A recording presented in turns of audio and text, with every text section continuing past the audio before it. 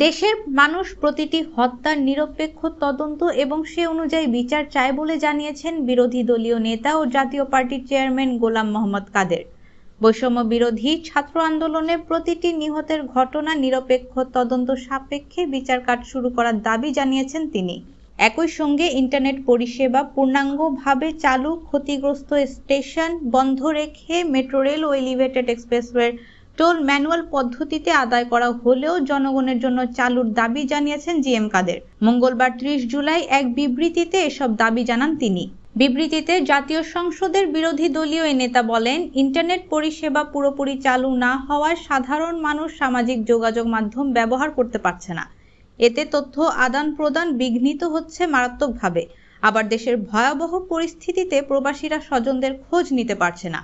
এতে ক্ষুব্ধ হয়ে প্রবাসীরা ব্যাংকিং চ্যানেলে প্রবাসী আয় না পাঠানোর হুমকি দিচ্ছে, যা দেশের জন্য খুবই ভয়াবহ।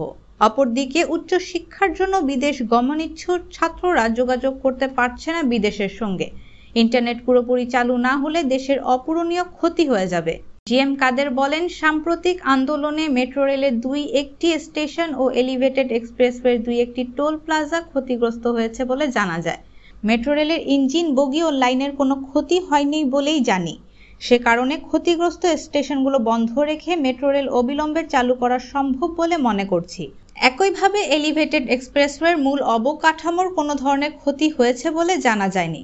প্রয়োজনে এলিভেটেড এক্সপ্রেসওয়েতে ম্যানুয়াল পদ্ধতিতে টোল আদায়ের ব্যবস্থা করে যান চলাচল পুনরায় শুরু করা যেতে পারে।